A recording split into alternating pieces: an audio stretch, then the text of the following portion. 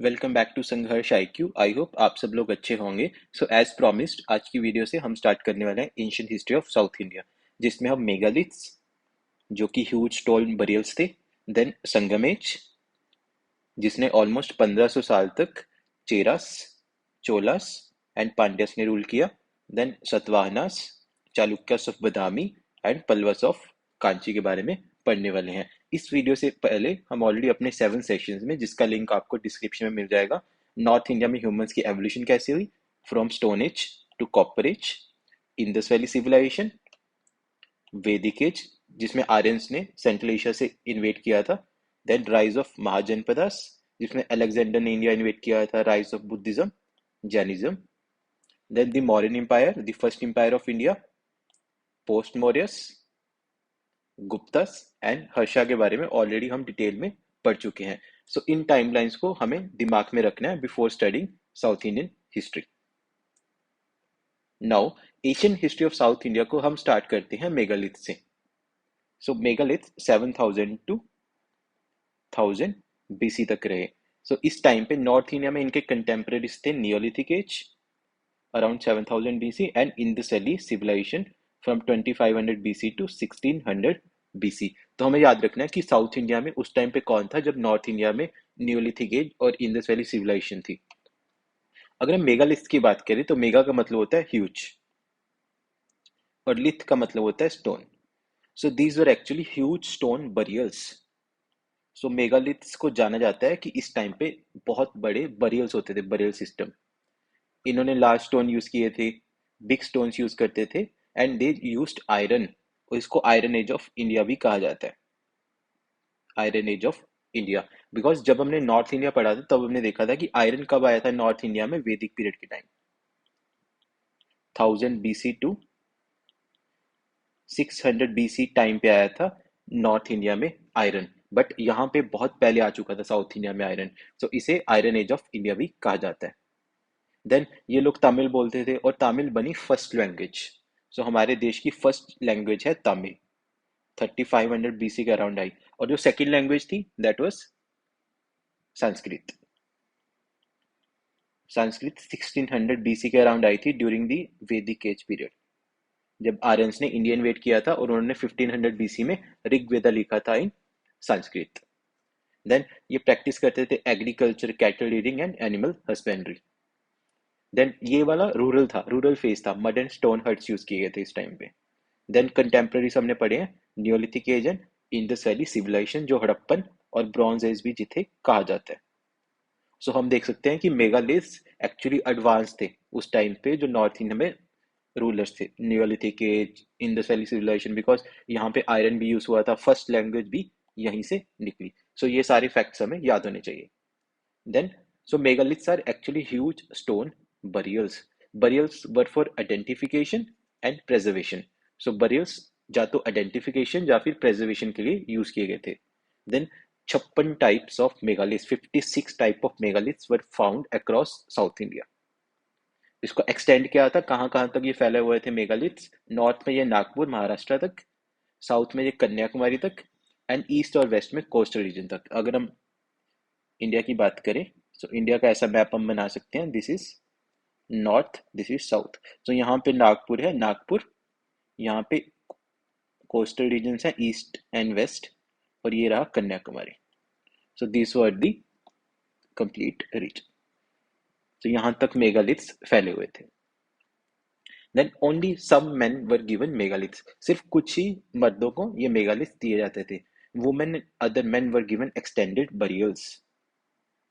सो हम देख सकते हैं यहाँ पे जेंडर डिस्क्रिमिनेशन था, जो वुमेन थी और बाकी मर्दों को एक्सटेंडेड बरियल दिया जाता था और कुछ ही लोगों को मेगालिथ दिया जाता था। ओरिएंटेशन ऑफ द डेड, कि डेड की ओरिएंटेशन क्या आती, ईस्ट टू वेस्ट। अगर डेड ऐसे पड़ा है तो उसका हेड ईस्ट साइड आएगा और फीट आएगा वेस्ट साइड पे। सो ऐसा कुछ था ओरिएंटेशन ऑफ द डेड। और हड़प्पन के टाइम में हमने पढ़ा था कि मेनली नॉर्थ टू साउथ था, orientation of the dead mainly north to south थी, और एक ही जगह पे ईस्ट टू वेस्ट थी, that was Rakhigarhi in Haryana. Rakhigarhi Haryana में ईस्ट टू वेस्ट थी orientation, that was rare in that time. और यहाँ पे पोर्ट्रीज भी यूज की गई, red black, red and black, grey, red slip ware and ochre where.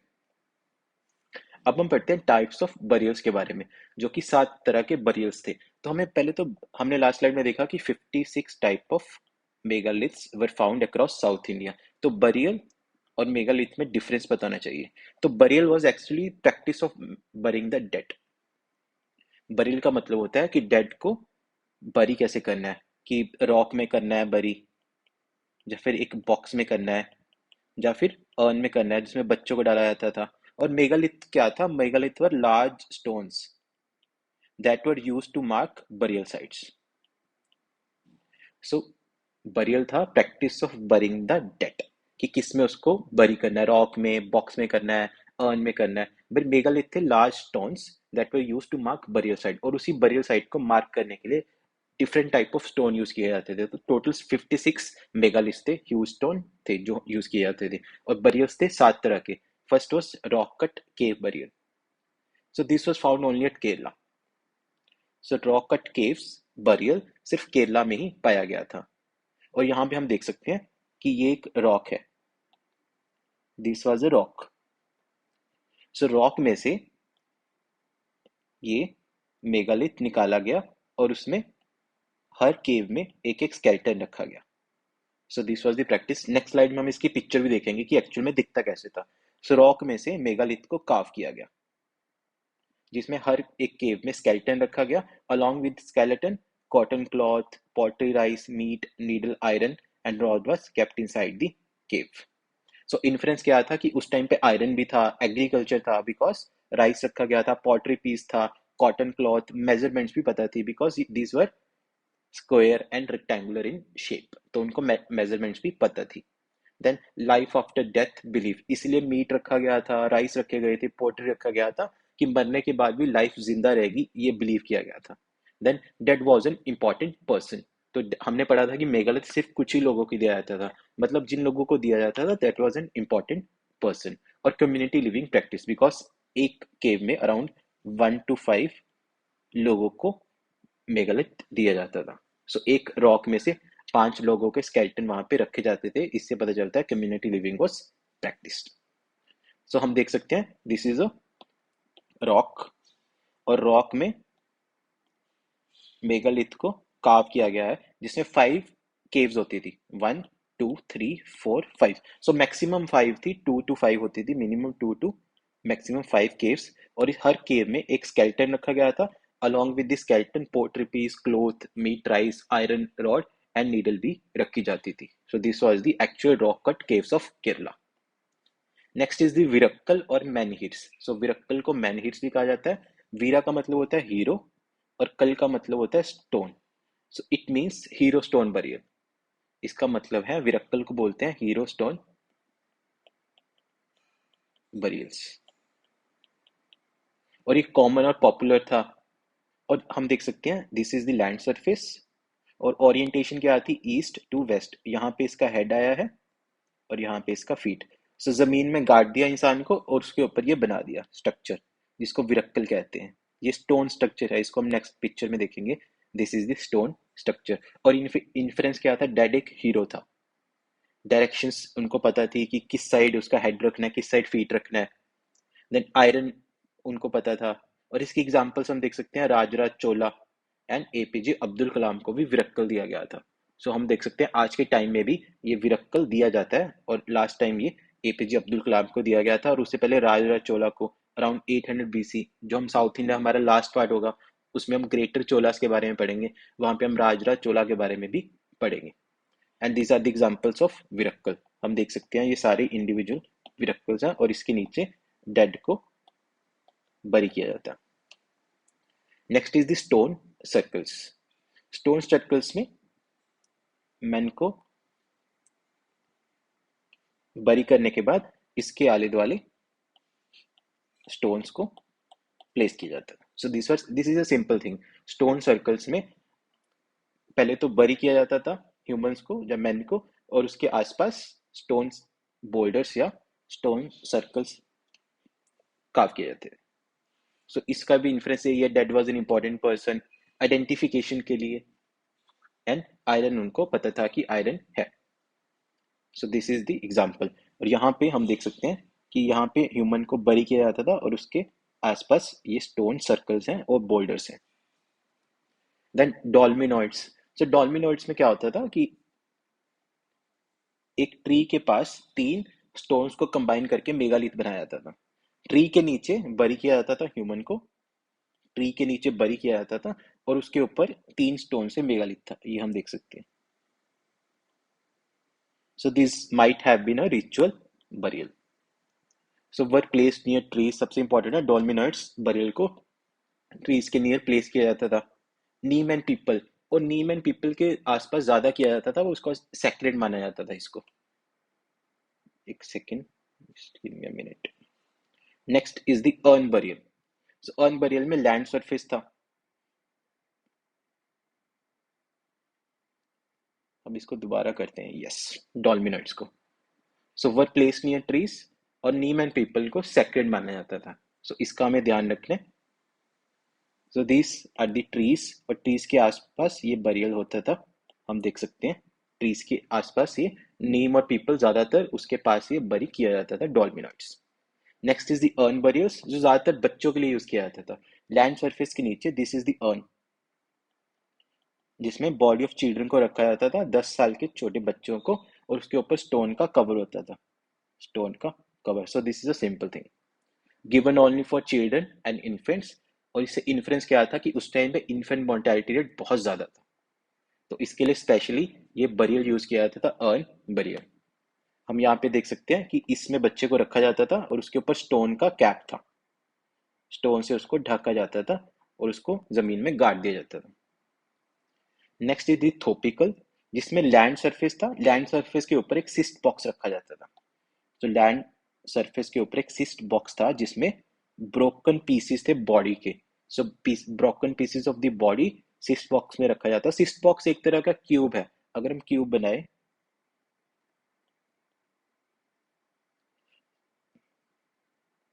So cube का जो निचला हिस्सा था वो नहीं था, मतलब अगर ये वाला नहीं था, और बाकी जो 5 पीसेस थे उस वही थे, 5 स्लैब्स थी, और वो उसके ऊपर कैपस्टोन या मशरूम शेप्ड स्टोन था, हम देख सकते हैं कैपस्टोन या मशरूम शेप स्टोन था सिस्ट बॉक्स के ऊपर।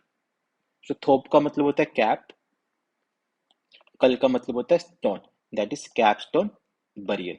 थोपिकल का मतलब होता है कैपस्टोन बरियल। और cist box of 5 stone slabs, तो हमने देखा कि क्यूब का जो निचला स्लैब नहीं होता, उसके अलावा 5 स्लैब्स है, उसको अकॉर्डिंगली अरेंज करके और स्केलेटन या बॉडी को broken into small parts and assembled inside. और इससे इन्फ्लुएंस लगाया जाता था कि स्पेस मैनेजमेंट, कि कॉम्पैक्ट रखना है उस बॉडी को फॉर प्रिजर्वेशन। सो हम देख सकते हैं यहाँ पे टोटल 4 स्टोन्स यूज किए गए हैं, 1 2 3, and fourth is back and fifth is on top. So this is the cyst box. And last burial is cairn circles. So ये सबसे रेयर था और सबसे बिगेस्ट था। इसमें क्या स्टोन सर्कल्स में क्या था कि सिस्ट बॉक्स के अराउंड बोल्डर्स यूज किए जाते थे, बट इसमें काफी सारे ह्यूज स्टोन बोल्डर्स यूज किए जाते थे। हम देख सकते हैं this is the cyst box, जिसमें बॉडी को रखा जाता था और उसके आसपास इतने स्टोन्स है, लेयर्स ऑफ स्टोन्स है, and this was the biggest. और इसका इन्फ्लुएंस था कि this might be a chief और लीडर, कि वहां का राजा या लीडर हो सकता है, इसीलिए इतने सारे मेगालिथ्स को यूज किया जाता था to identify. So these were the burials. सो हम देख सकते हैं ये सिस्ट बॉक्स था और इसके आसपास ये स्टोन्स, काफी लेयर्स थी स्टोन्स की। सो सिग्निफिकेंस क्या थी मेगालिथ्स की? मेगालिथ्स की सिग्निफिकेंस थी iron age of India, then agriculture उनको पता था, पोर्ट्रीज उनको पता थी, डायरेक्शंस उनको पता थी, measurements, cotton, date was an important person, ये हमने देखा। जेंडर डिस्क्रिमिनेशन, बिकॉज वुमेन को मेगालिथ नहीं दिया जाता था, वुमेन को सिर्फ एक्सटेंडेड बरियल्स, जो सिंपल बरियल आजकल यूज किए जाते हैं उस वही दिया जाता था। देन ट्रांसपोर्टेशन को बोला जाता था एलिफेंट्री। कम्युनिटी लिविंग प्रैक्टिस की जाती थी। Society was divided into multiple groups because different type of burials थे। हमने देखा 7 टाइप ऑफ बरियल्स थे। सो इससे पता लगता है कि सोसाइटी काफी सारे ग्रुप्स में डिवाइडेड थी। Initially they believed in life after death. हमने रॉक कट केव देखा केरला की, कि उसमें काफी सारी चीजें, मीट, राइस, पोल्ट्री रखा गया था। इनिशियली वो बिलीव करते थे कि लाइफ आफ्टर डेथ है, but later they didn't. Then rural economy थी, मड एंड स्टोन हट्स थी, mud and stone huts. Then gradually they led to ancestral worship, gradually they led to ancestral worship, जिसके बाद आए Sangam age, 1000 BC to 500 AD। So first हमने पढ़ा megaliths 7000 to 1000 BC। उसके बाद आए संगम एज, जो कि ऑलमोस्ट 1500 साल से ज्यादा तक शासित रहे। तो संगम एज में हम चेरास, चोलास एंड पांड्यास के बारे में पढ़ेंगे, जो कि 1500 साल तक उन्होंने रूल किया। और इस टाइम पे नॉर्थ इंडिया में इनके कंटेम्परेरीज थे Vedic age, Mahajanapadas, Mauryan empire, post Mauryas and Guptas. So Vedic age 1600 to 600 BC, Mahajanapadas 600 to 321 BC, Mauryan empire जो फर्स्ट एम्पायर था इंडिया का 321 BC से लेकर 187 BC, पोस्ट मौर्यस रहे 187 BC to 320 AD and Guptas रहे 320 AD टू 606 AD। सो हम देख सकते हैं संगम एज पे टाइम पे ऑलमोस्ट 5 किंगडम्स या रूलर्स ने नॉर्थ इंडिया में रूल किया था। So Sangam age is age of Tamil language. हमने पढ़ा Tamil was the first language of India 3500 BC। Then this was the age of Tamil people, age of literature and script, age of Tamilham, land of the Tamils। और इस time पे 3 kingdoms थे जिनको मूविंदार्स भी कहा जाता था, मूविंदार्स और 3 किंग्स, चेरस ऑफ वंजी और Karur, Cholas of Uraiyur and Pandyas of Madurai. So ये 3 किंगडम्स थे इस टाइम पे, इनको मूविंदार्स भी कहा जाता है। हम इस मैप में देख सकते हैं 3 किंग्स और मूविंदार्स। चेरस ऑफ वंजी जो इस साइड पे थे, parts of Karnataka, Tamil Nadu and Kerala, इनका रूल था। देन चोलास ऑफ उरेयूर इस साइड पे थे, parts of Telangana, Andhra Pradesh and Tamil Nadu, and Pandyas of Madurai, parts of Tamil Nadu and Kerala. इस माइंड मैप को हमें दिमाग में रखना है। अगर हम संगम की बात करें, हम पढ़ रहे हैं संगम एज के बारे में। एंड संगम होता क्या है? So Sangam means a social gathering of kings, scholars, poets, bards and gods. So Sangam एक सोशल गैदरिंग थी जहाँ पे kings, scholars, poets, bards and gods gather होते थे, and where they all assemble at Pandya kingdom. तो एक ही किंगडम में ये असेंबल होते थे, पांड्या किंगडम, और वहां पे अपने लिटरेरी वर्क्स को पब्लिश और सरेंडर करते थे। तो संगम का मतलब है सोशल गैदरिंग, वहां पे पांड्या किंगडम में लोग मिलके अपने लिटरेरी वर्क्स को सरेंडर करते थे। यहाँ पे बार्ड्स का मतलब है वॉन्डरिंग पॉइंट्स, जिसको पारनार भी कहा जाता है, और गोड्स का मतलब वाइज और ओल्ड मैन। तो गॉड यहाँ पे वाइज और ओल्ड मैन को कहा जाता है, जिनको पाटन भी कहा जाता था। तो ये संगम वर्ड्स है, इनको याद रखना है। देन एनीवन कैन पार्टिसिपेट, यहाँ पे कोई बार नहीं था कि कोई वैश्य शूद्रा, यहाँ पे कोई कंसेप्ट नहीं था कि ये लोग पार्टिसिपेट नहीं कर सकते, सब लोग पार्टिसिपेट कर सकते थे। नो टाइम फ्रेम, कोई टाइम फ्रेम नहीं था संगम कंडक्ट करने का। और हेल्ड फॉर 3 days, 3 दिन के लिए हेल्ड किया जाता था। और once literary work is published it will be parted at schools. जब लिटरेरी वर्क्स को सरेंडर और पब्लिश किया जाता था, उसके बाद ये स्कूल्स में पढ़ाया जाता था। So this was the brief introduction about Sangam. और जो फर्स्ट 3 संगम्स है, इनको हमें याद रखना है, बिकॉज ये हिस्ट्री में है और सबसे इंपॉर्टेंट है फर्स्ट 3 संगम्स और सोशल गैदरिंग्स। सो हमने लास्ट स्लाइड में देखा कि ये पांड्या किंगडम में ही होती थी। और फर्स्ट संगम हुआ था थेन मदुरई में, सेकंड हुआ था कपड़ापुरम में, थर्ड हुआ था मदुरई में। और इस टाइम पे पांड्यन किंगडम थे कैसिनाबलूदी, कंडुंगन एंड मोदी मारन। और इस टाइम पे जो स्कॉलर थे जिनका लिटरेरी वर्क पब्लिश हुआ था, that was Agastyar, Tholkappiyar and Nakkirar. First is Then Madurai, Pandyan kingdom थे कैसिनाबलूदी, स्कॉलर थे अगस्त्यार जिनका वर्क अगस्थियम पब्लिश हुआ था, जिन्होंने तमिल कल्चर के बारे में बात की है। So he talks about the culture of Tamil and talks about the political, social, economic and religious life of Tamils। और इस टाइम पे जो गॉड, वाइज और ओल्ड मैन थे, दैट वाज शिवा। गॉड यहाँ पे हम वाइज और ओल्ड मैन को बोल रहे हैं। सेकंड वाज कपड़ापुरम, और इस टाइम पे पांड्या किंगडम थे कणुंगन, और स्कॉलर थे थोल कापियर जिनका लिटरेरी वर्क था Tholkappiyam. So this was the grammar book of Tamil. So आपको एग्जाम में सिंपल सा क्वेश्चन आ सकता है कि ग्रामर बुक ऑफ तमिल कौन सी है। सो दैट वाज थोल कापियम। और यहाँ पे मैरिज के बारे में बात की गई है कि ओनली मोनोगैमी थी, and rules and regulations of marriage. और ये आर्यंस के बारे में भी बात करते हैं कि आर्यंस जो कि सेंट्रल एशिया से इंडिया में आए थे, सेंट्रल एशिया से इंडिया में आए थे और ये हाईली रिस्पेक्टेड थे। एंड इन्होंने डेजर्ट्स एंड हिमालयस की भी बात की। And last is Madurai. इस टाइम पे पांड्यन किंगडम थे। मुदा थिरुमारन स्कॉलर थे नक्कीरार, और इन्होंने लिखा था थिरु मुरुगु अत्रुपड़ाई। थिरु मुरुगु अत्रुपड़ाई। और इनके हीरो थे मुरुगन, हीरोइन थी वल्ली, जिसको थलैवर थलेवी भी कहा जाता है। और इस टाइम पे गॉड थे शिवा एंड मुरुगन। सो इस चीज को याद रखना है कि कौन से किंगडम में कौन से स्कॉलर थे, उनका कौन सा लिटरेरी वर्क था, और फर्स्ट 3 संगम्स हमें याद रखने हैं। Next is the Sangam literature. So कौन कौन सा संगम लिटरेचर पब्लिश हुआ था? So all Sangam works were divided into 2 concepts, Agam and पुरम।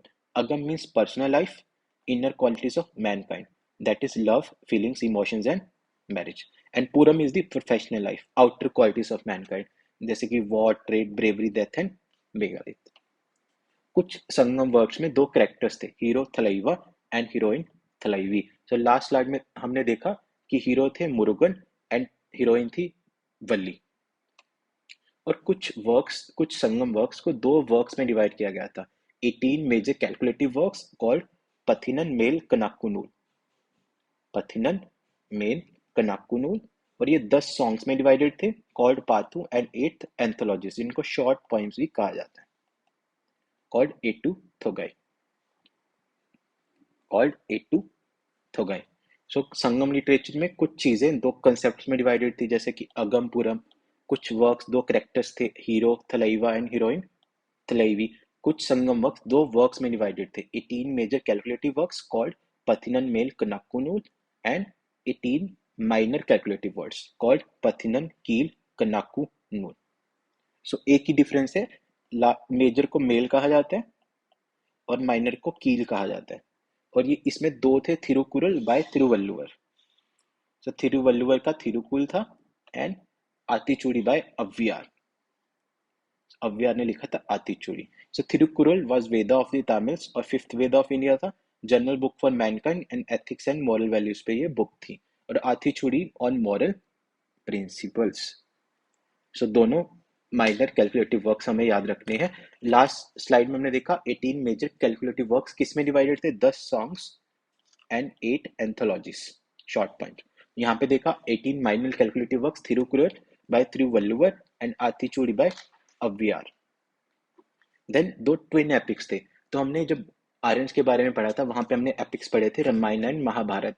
और यहाँ पे भी 2 एपिक्स हैं जिनका नाम है सिलोपति गारम बाय इलंगो अडिगल, जहाँ पे हीरो थे कोवलन, हीरोइन थी कन्नगी एंड प्रोस्टिट्यूट थी माधवी।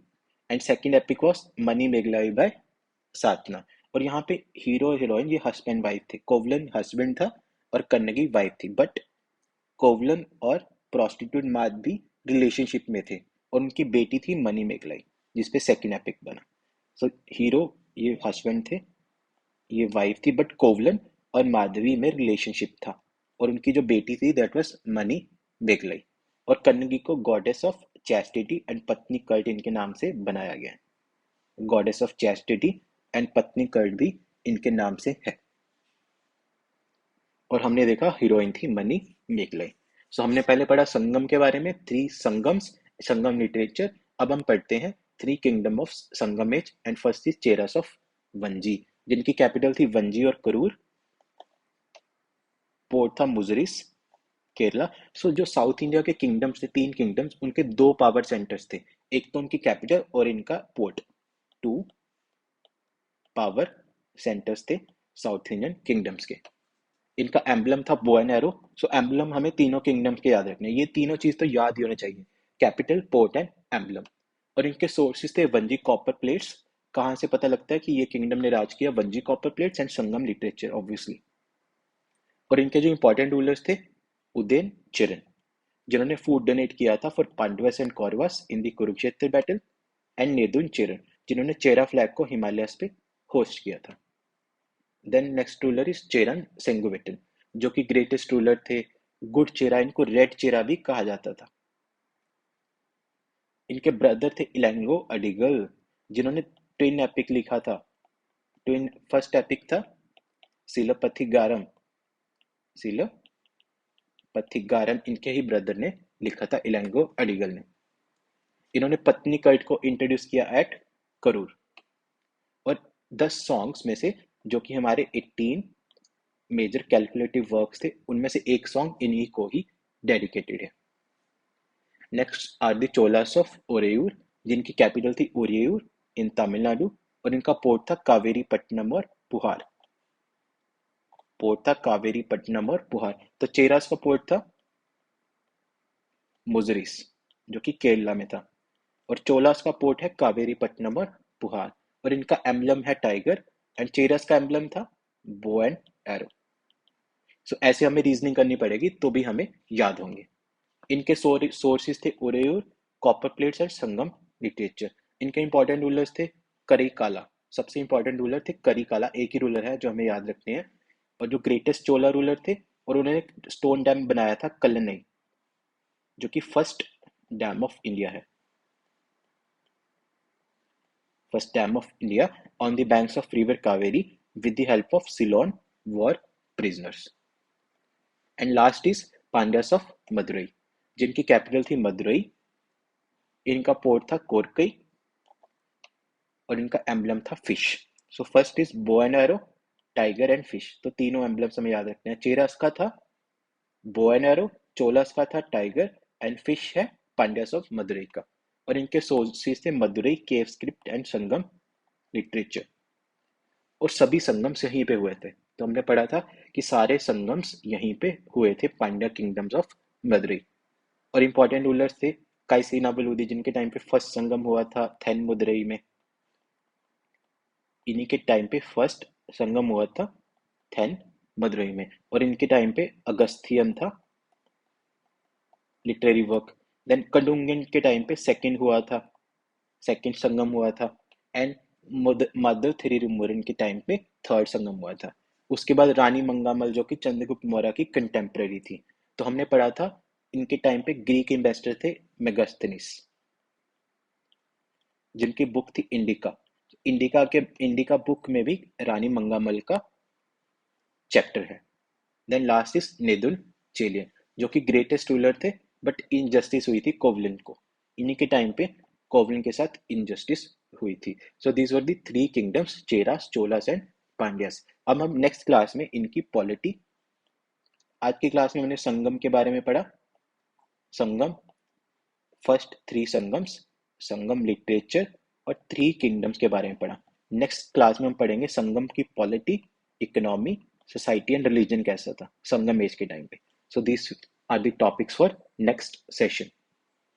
सो नेक्स्ट सेशन में हम Sangam polity, economy, society and religion and Satavahanas के बारे में पढ़े थे, जो कि महाराष्ट्र के आसपास इन्होंने रूल किया था from 150 BC to 350 AD। So that is it for this session. Thank you. जय हिंद, जय भारत।